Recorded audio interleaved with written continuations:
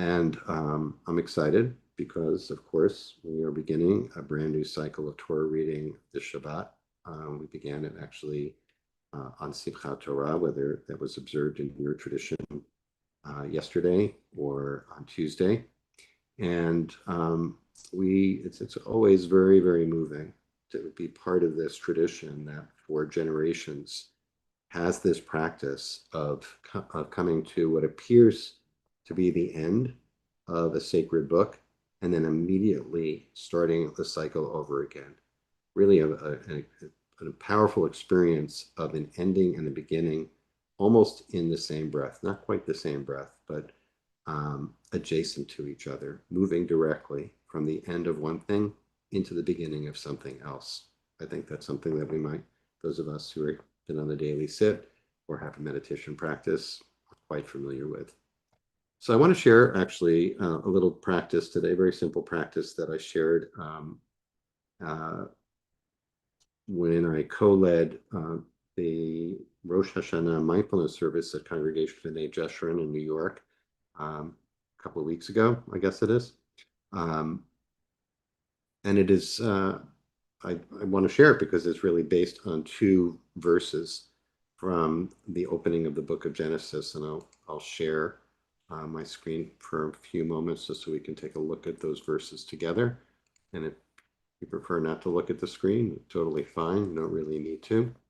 One is the second verse of the whole Torah, Genesis chapter 1, verse 2, which says, V'ha'aretz hayta tohu vavohu. The earth was, here translated as unformed and void. Really kind of an untranslatable phrase there, tohu vavohu, a wonderful phrase in Hebrew that isn't captured in the English, but it could have the connotation of chaotic nothingness that it pre-existed the creation of the world. V'choshech al pnei tehom. There was darkness over the face of the depths. But the part we're focusing on is V'ruach Elohim merachefet al pnei hamayim.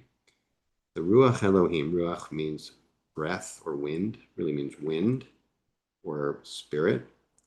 Could mean all of those things, Ruach Elohim.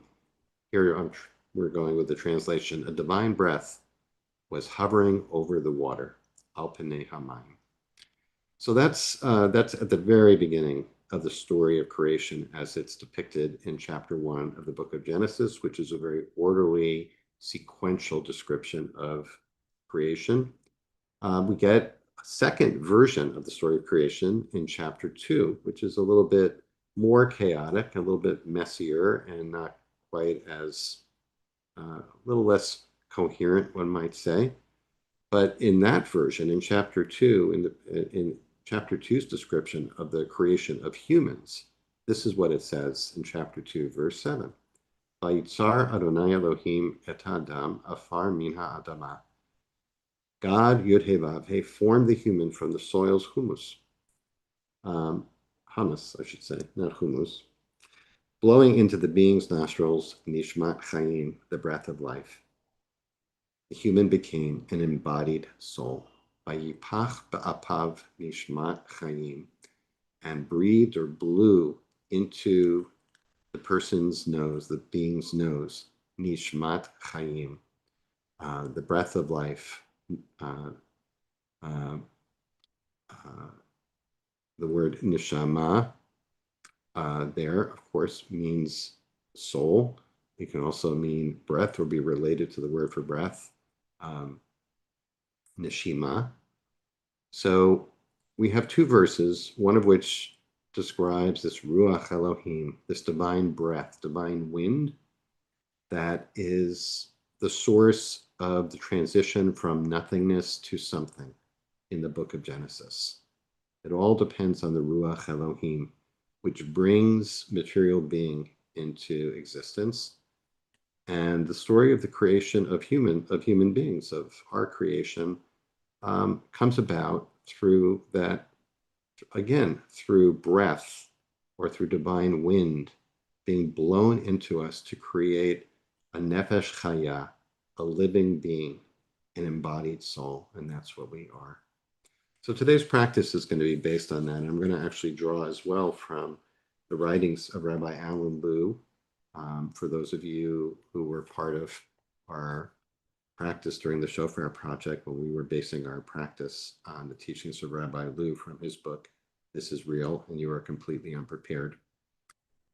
And in that book, he says the Torah describes human life as emerging from tohu vabohu, that howling empty chaos, the unknowable void. Let's call it the mystery. Out of mystery, the unknowable. In Jewish mystical tradition, sometimes described with the term Ein Sof, the infinite, the boundless, that which is beyond space and time. Can't really wrap our minds around that part. Human life is generated by Ruach Elohim, by divine breath, which Rabbi Lew describes as nothingness, that nothingness in motion. And that's what animates each of us into a nefesh chayim, into a living soul. So he describes breath, and the Hebrew term that applies for breath could be ruach, as in Ruach Elohim. It could be nefesh. Breath is also, he describes these as an energized nothingness, kind of a sacred nothingness. It's kind of that which enlivens material world with the spirit. It's an energized nothingness. He describes it as a dynamic emptiness at the center of our being that mirrors the dynamic emptiness out of which life arose, as described in Genesis chapter 1, verse 2. So we are being created out of that same energized nothingness. We actually can bring our awareness to that energized nothingness simply by bringing our attention to our breath, which is often our anchor in our practice. It doesn't have to be the only anchor, but it is a primary anchor that we can choose from. So we are remembering that our essence, our nefesh, our soul breath, arises from that Ruach Elohim, the divine breath. Each breath we take is an expression of that divine breath. It's just like when a wave emerges from an ocean and settles back, it's always been part of that ocean. Same with our breath. It's that energized nothingness that's arising from that dynamic emptiness out of which life arose, and then it goes back to its source. And so all we really need to do in our practice is pretty simple, is just to stop and do nothing, to do no thing, and to notice that energized nothingness that's always present within us. And in that moment of just being, we become aware of the mystery from which we arise and the mystery to which we will one day return. And through our breath, we notice our connection with the no thing that, as Rabbi Lew describes it, that's what gives our lives meaning, ultimate meaning. So that's our foundation for our practice today, simply, easier said than done, but to bring our awareness and our attention to that energized no thing, that energized nothingness, which is sustaining us right now, moment to moment. So let's find a position that's helpful for us for practice today. I'm going to, for myself, reset myself in the chair, invite you to do the same. And let's begin simply by drawing our awareness inward. If it's helpful for you to close your eyes and let them just rest in their sockets.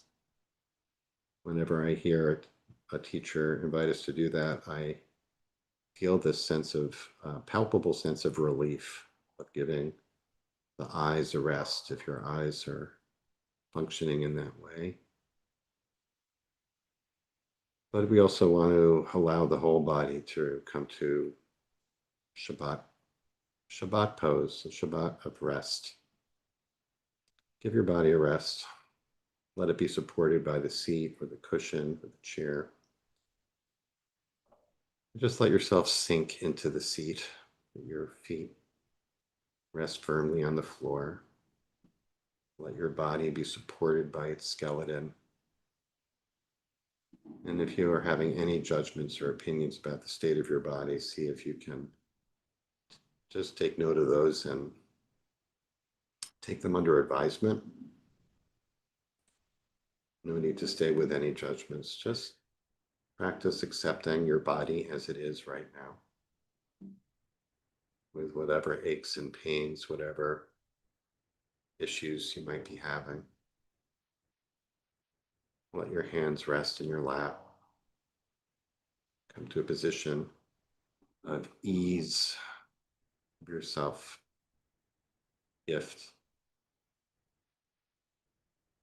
just to relax into your body. At the same time, we want to be awake and alert, so check your posture, maybe roll your shoulders back a little bit, open your chest and your heart space.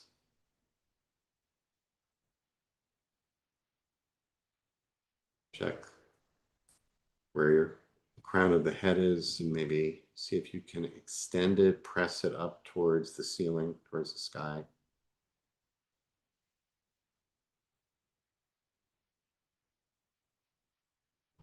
Let your face relax. Let your jaw relax.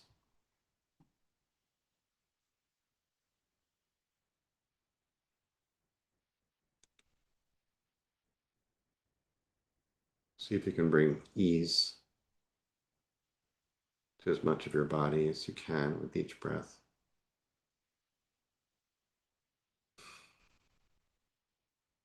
Good part of our practice is just practicing this kind of kindness towards our bodies, recognizing them as temples of the soul and honoring them as they are, in whatever state they may be.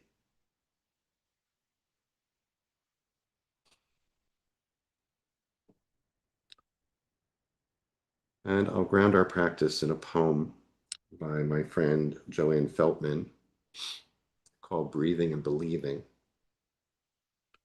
which I'll read, and we'll share the words later. I'm not going to share it on the screen now. Just going to read it, and I've adapted a little bit for the purpose of our practice and for our times. I'm just going to offer you this as a guidance for our breathing practice, which is going to call for us to bring attention to the inhalation and the exhalation. So as I offer this, just notice the process of breathing. And to the extent that you can, see if you can allow yourself to be breathed rather than exert effort in breathing. That is, see if you can receive a breath rather than take a breath. See if you can release a breath rather than expelling the air. And see if you can also explore with curiosity the process by which the Ruach Elohim, that divine wind spirit, enters your body, and through the miracle of the bloodstream carries the oxygen to every cell of your body, not just the lungs, and returns it as well through the exhalation. So she writes, the barrier breaks. The mother urges her child from the womb. The infant unknowingly hungers to be filled by a newfound life. The air courses through the universe, finding its way into empty spaces. Breathing begins. There's nothing to think about. Air in, air out. Take a moment with that as you receive a breath and return a breath. Just quietly, air in, air out. Breath is everywhere and nowhere it's ever been before. Even in sleep, the breath slinks past lips, cooling tongues as molecules of air slide down passages. Empty spaces swell and the air is expelled in waves so that the cycle can begin again. Breathe in, breathe out. an internal portable mantra.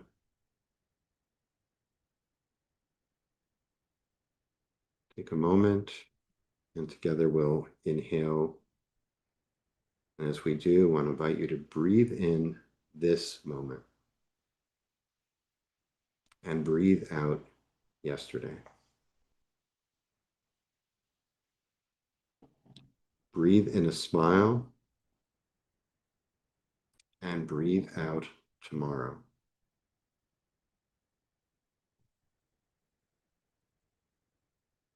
Breathe in the smell of your grandparents' house and breathe out your most recent fight with your sibling or family member. Breathe in the memory of the last time you saw the moon rise.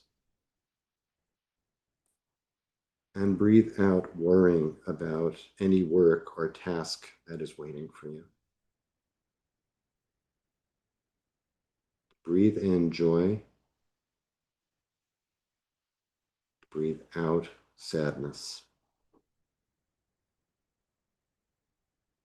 Breathe in gratitude. Breathe out your anger and resentment. Breathe in acceptance. Breathe out denial. Breathe in love. And breathe out your hate. Breathe in forgiveness. And breathe out blame. Breathe in generosity and breathe out your judgment. Breathe in faith. Breathe out your fear. Breathe in healing and breathe out your heartbreak. Breathe in hope and breathe out despair. Breathe in the blessings you wish for as we enter this new year. And breathe out the curses of the year that is now over. Keep breathing and keep listening. The answers are in the breath. God speaks back if we listen. Until the end of our days, when the air no longer seeks us out, when the universe is ready to move on to new empty spaces, God will be waiting for us with each breath, always ready to hear when we are ready to listen. So let's sit and just breathe together for the next 5 minutes or so. You can choose that which you wish to receive as you breathe in, and that which you'd like to release as we exhale. And I'll bring us back together with the sound of my voice.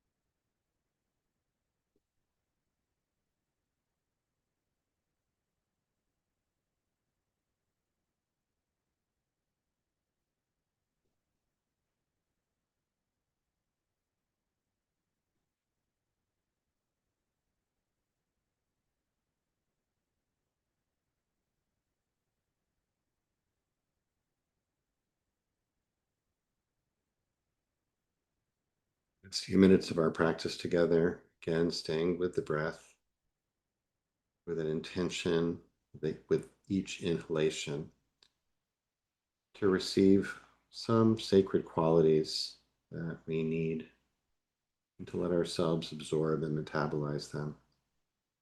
Breathing in hope, faith, healing, love, forgiveness. Add to the list. And breathing out that which no longer serves us, that which obstructs our essential divine nature, that which gets in the way of our being who we were created to be.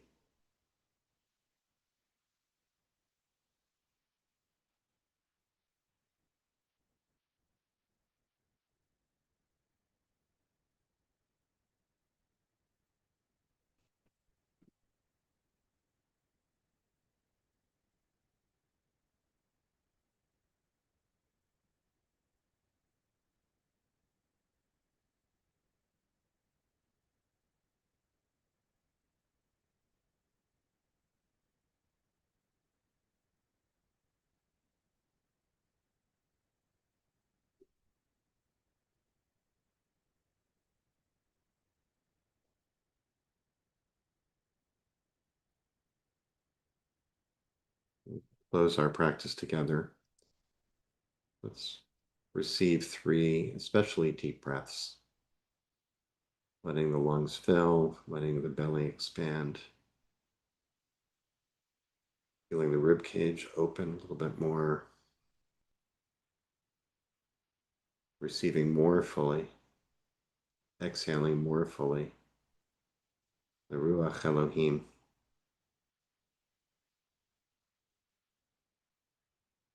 the Nishmat Chayim, sacred, divine, energized nothingness from which we are never apart. We're always connected, always tethered to it.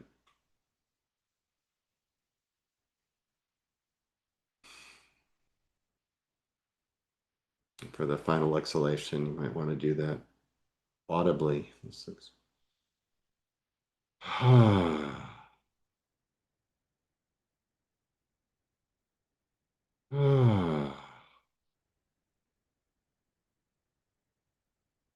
If your eyes have been closed and resting, let them gently flutter open. Let's come back together. Thanks for sharing in today's practice. And we want to make space here for those who are mourning, those who are observing a yard site, to recite the mourner's Kaddish. So I want to invite you, if you are saying Kaddish, to put the name or names of those you're honoring today in the chat now or after you recite Kaddish. And if you're not reciting Kaddish, please stay present just for another couple of minutes to support those who are. Thanks to Harry for sharing the words on the screen. And if you're reciting Kaddish, please join me by rising in body and spirit. You can unmute at this time.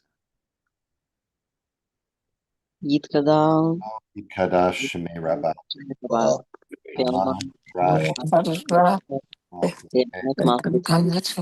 יתגדל ויתקדש שמי רבה, ברמתי וברככותי ועמלך מלכותי, בחייכון וביומייכון ובחית לכל בית ישראל, בגלל ובזמן כעת במהור אמן. יהי שמי רבה מבורך לעולם חיי העולם, יתברך ויתפאר ויתרומם ויתנשא, ויתהדר ויתהלל שמי לקודשה ברוך הוא, לעילה מן כל ברכתה ושורתה. Dushmachata, Lanakamata, Yamimram, Dama, Imho, Amen. Yehe, Slama, Lava, Shemaya, Ukai, Malenu, Be'al Israel, Vimhu, Amen. Ospe Shalom, Vimromav, Uyase Shalom, Aleinu, Be'akol Israel, Be'akol Yoshvei Tevel, Vimhu, Amen. Amen. Friends, thank you so much for joining us today. Again, always a blessing to have this opportunity for us to gather And if you're leaving us now, hope to see you tomorrow. We'll close out the week. And just want to also note, by the way, that I will be away starting next week for 4 weeks for the second phase of my sabbatical. We have an amazing lineup of teachers, and the IJS faculty will be serving to host and occasionally lead. In fact, on Monday, Rabbi Miriam Margolius will be leading the sit. I know, and I want to thank my colleagues in advance for so beautifully and ably filling in for me while I'm out. And I'll look forward to being back with you in mid-November. After that, I will be here tomorrow as well. Just wanted to give people a heads up as well. Thanks to Harry Goboa for holding our tech space today. And I am happy to respond to any questions that people have. I know that I'm sure there were requests for that truly amazing poem by my friend Joanne Feltman that's in the source sheet for today. Maybe post that again, as well as the verses from Ray Sheet that I cite, that we looked at, and that Rabbi Lou cites as part of his teaching about that energized nothingness. Thanks for the good wishes, everyone. Much appreciated. And see if any questions or any reflections. I'll miss you all too. I will. That's true. I will miss you. I'll look forward, but I'll also be looking forward to rejoining you as well. So for those who aren't familiar, we live stream our sessions on YouTube and on Facebook and Instagram. The recordings are on our YouTube channel. So if you go to YouTube and just look up Institute for Pure Spirituality, you can find our channel. If you hit subscribe, you'll get notifications when we go live, not just with the Daily Sit, but also with our yoga studio on Mondays and other live special events. But also all the recordings are posted there. So literally hundreds of meditations over the course of the more than 5 years that we've been doing the Daily Sit. They're all there, or almost all of them are there. And as well, of course, we also offer a podcast version of our Daily Sit called Jewish Meditation for Everyone, for those of you who are not familiar. So wherever you get your podcasts, you can subscribe to Jewish Meditation for Everyone. And that's one other way to make use of the resources that we have on the Daily Sit. Okay, so maybe we'll leave it there. Oh, yes, Maria, thank you. So one more shout out for the upcoming program IGS is offering, which is called Don't Turn Away. By the way, that's taken from a line in the Torah that says that we should not hide ourselves from when someone else has service or is under threat. It is actually a Jewish religious spiritual obligation to not turn away from that which is disturbing to us. And that's chosen as the title for this program because, probably like many of you, I too also have this instinct today, because there's so much difficult, troubling news. I have an instinct to turn away, maybe sometimes because of overload or just because it's so painful. It can be so painful. And this is really a program that is designed to help us recognize and honor that reaction, which is human nature, defensive, protective reaction, but to counter it using the tools that we have through Jewish mindfulness to recognize that, to honor it, to give it some space, and to discern how we can stay connected to what is happening in the world and respond to it wisely and effectively, and by making judicious, intentional, conscious choices around our news consumption and engagement. So that's going to be co-taught, as I mentioned, by Josh Fagelson, our president and CEO, and Jane Eisner, who's a very seasoned journalist and editor, and also the author of this new book, biography of Carole King, that Josh will be interviewing her about next Tuesday night. Thanks, Julie, for this. So there's a couple of questions here. Okay, so Julie, I'll take your question first, Julie. Discuss observing the breath versus controlling the breath. I can only speak to it from my own experience. That I find it very, very helpful for myself. And I'm actually become now, as the host here most days, where I get to witness so many different wonderful teachers, I notice my reaction to the phrase "take a breath." And it now strikes it feels not quite right. That actually the spiritual practice of using the breath or attending to the breath as a spiritual practice has to do with becoming increasingly aware of simply being sustained by this breath / energized nothingness, and that it does not depend on effort on my part. It doesn't mean that effort isn't part of the equation, but it is a reminder that I am always tethered to a spiritual reality that is greater than myself, deeper than myself, that I can turn to and feel supported by, kind of the cosmic respirator of the universe, as it were, and allow myself to be breathed rather than to breathe. I find that extremely helpful. To me, it adds a spiritual dimension to the practice of being mindful of breath, or having breath being an anchor in mindfulness practice, and certainly not controlling the breath. So I know there are techniques for using the breath in a more controlled way, that's used in meditation practice, and that works as well. But sometimes it's extremely helpful for me, especially in a prayer context.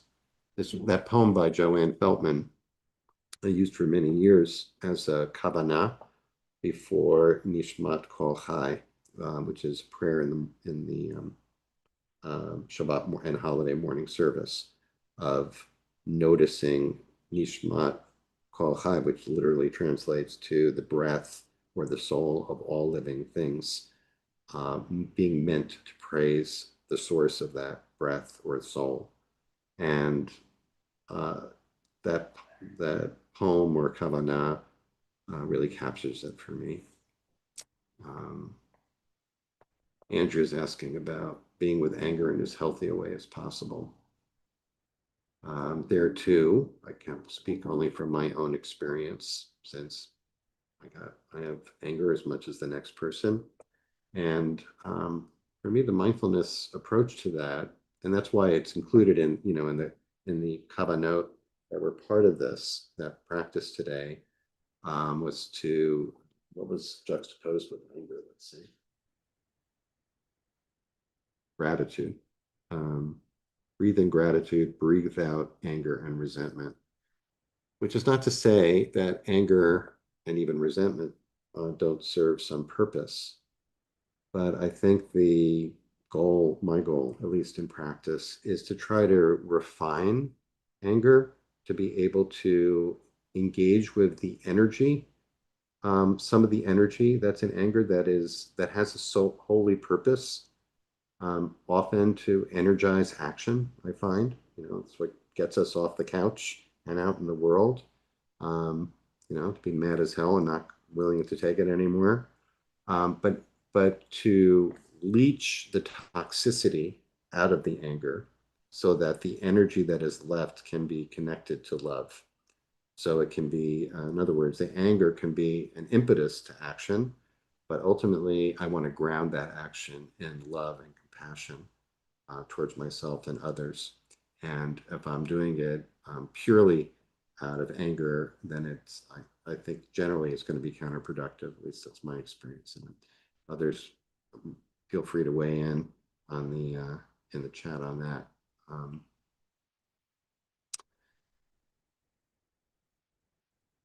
Let's see. I'm looking see if there's any other question. Can you share more thoughts about the Ruach Elohim and its presence in our lives today?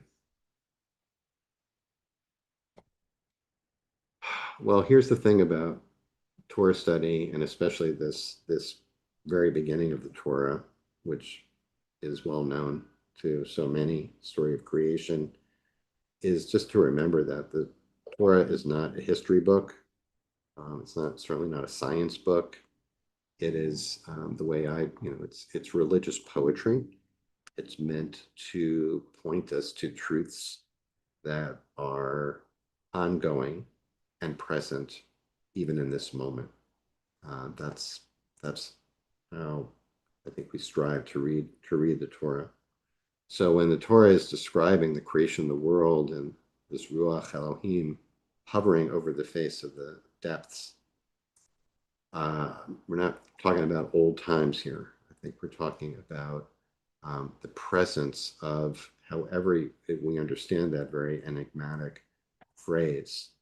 I really love Rabbi Lu's take on it. He calls it, and I don't remember who uses the phrase. I don't know if it's Rabbi Lu's, a howling empty chaos. But I tried to unpack that a little bit to say that it really refers to kind of an unknowable void, a mystery. So its presence in our lives today, I think we all not only need mystery, but I think there is mystery. Mystery exists. That which is beyond our ken, beyond our knowing, beyond our capacity to understand. That's a source of humility, for one thing. One of the next week, sneak preview, spoiler alert, at the end of Parshat Noach, next week's Torah portion, we got the story of the Tower of Babel and of humankind building this tower to the sky, basically to usurp the role of the divine. So I think this idea of Ruach Elohim is humbling. It reminds us that there's always mystery. And I think we certainly need that today as much, if not more than ever. Okay. All right, everyone. I hope I responded to that question about hatred. And all right, everyone. I think maybe we'll close here. And I'm just going to remind myself who's leading tomorrow.